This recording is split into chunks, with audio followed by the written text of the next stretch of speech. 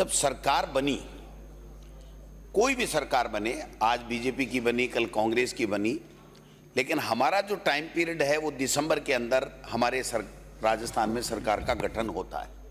जब दिसंबर में सरकार का गठन होता है तो सबसे पहला काम अगर किसी सरकार को करना होता है तो मार्च, अप्रैल, मई, जून, जुलाई गर्मी आती हैं और उस गर्मियों में पेयजल की व्यवस्था कैसे होगी, इस बात की व्यवस्था करनी चाहिए।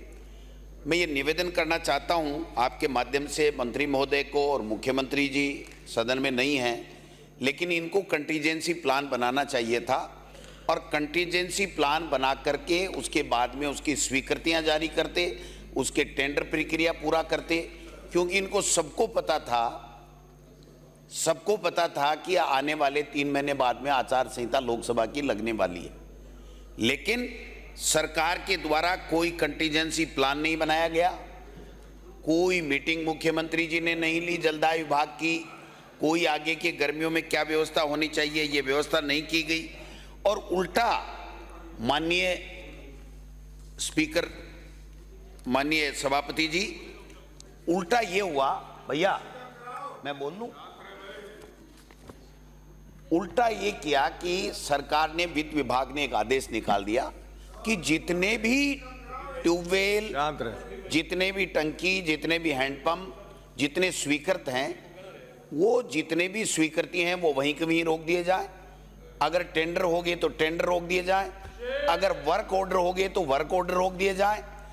आज भी वो आदेश प्रभावी है। ये कांग्रेस और बीजेपी या सत्ता या प्रतिपक्ष की बात नहीं है।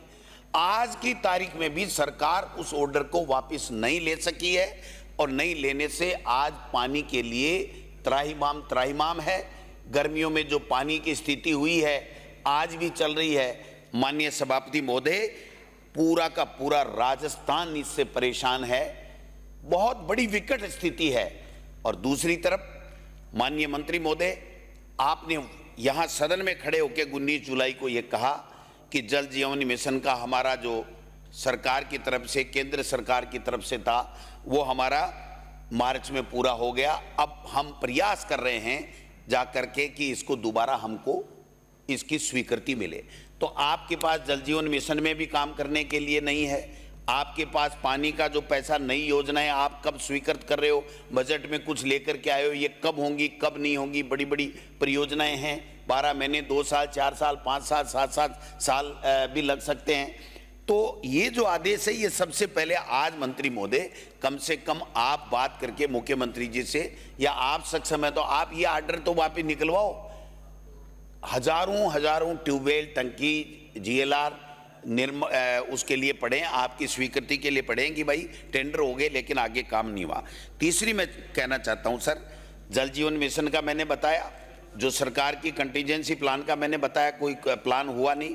टैंकरों की बातें करते हैं लेकिन टैंकरों की कालेबाजारी ये रोक नहीं सके। पानी के कारण से अलवर में जो एक व्यक्ति ने आत्महत्या कर ली, वो भी आपके सबके सामने है। हमारे सांगानेर से माननीय मुख्यमंत्री जी आ रहे हैं, वहाँ पानी की क्या स्थिति आप देखिए, खोगोरियान में क्या स्थिति है वो देखिए। हर जिले में, हर प्रदेश के हर कोने में पानी की बड़ी विकट स्थिति है। 2 चीज़ और मैं कहना चाहता हूँ, क्योंकि समय थोड़ा सीमित है और मैं इसमें राजनीति नहीं करना चाहता, कायदे की बात करना चाहता हूँ। मेरा ये निवेदन है कि एक तो यमुना जल समझौता से आप पानी लाने की बात कर रहे हैं। माननीय सभापति महोदय, मैं मंत्री महोदय को बताना चाहता हूं, सदन को बताना चाहता हूं कि ये यमुना समझौता आज नहीं हुआ, 1994 में यमुना जल समझौता हुआ। और यमुना जल समझौता 94 से लेकर के उसके बाद में जब नहीं हुआ तो हमारे एक यशवर्धन सिंह, जो हमारी पार्टी का मेंबर है, आज की तारीख में प्रवक्ता है, उसने हाईकोर्ट गया और हाईकोर्ट से लड़ते लड़ते हाईकोर्ट ने कहा कि आप इसकी डीपीआर 2018-19 में कहा डीपीआर बनाइए। डीपीआर बनी, 31,000 करोड़ की योजना बनी, हमने वहां पर भेजी, आपकी सरकार ने, केंद्र की सरकार में थी, आपने उसको पास नहीं किया क्योंकि आपको हरियाणा चाहिए था, राजस्थान नहीं चाहिए था। राजस्थान में कांग्रेस की सरकार थी, इसलिए वो माइलेज हमको मिल जाता। कोई बात नहीं, आपने नहीं की। और उसके बाद में जब ये आपकी सरकार आई, जो आप कहते हो डबल इंजन की सरकार, उस डबल इंजन की सरकार ने हमारे राजस्थान के हितों को केंद्र के दबाव में हरियाणा के गिरवी रख दिया। और गिरवी इसलिए रख दिया कि जो 12,000 क्यूसेक पानी हमको मिलना चाहिए था, आप 575 MCM के अंदर समझौता करके आ गए।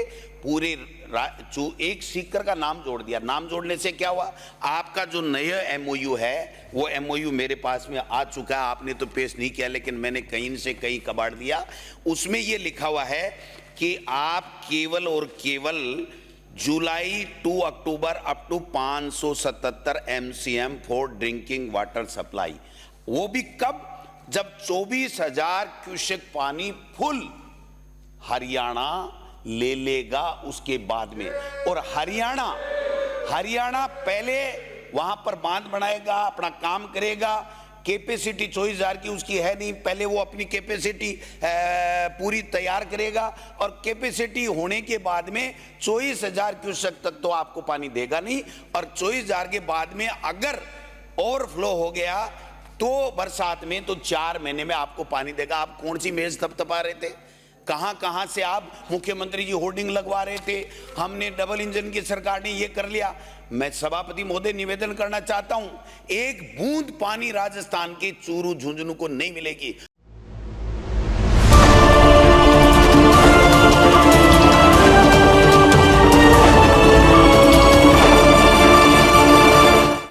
Attention, attention. Do you want to make your promotional headline news?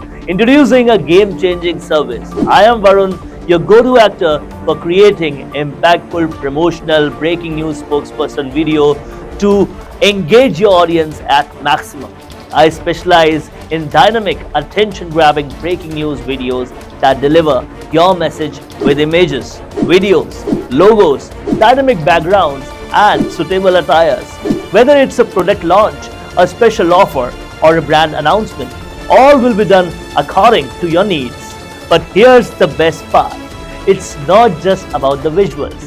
It's about everything from idea to scripts, shoots to edit, and last but not the least, delivering quality video on time. Don't miss out on this exclusive opportunity. Book my gig now on Fiverr and let's make your promotion go viral.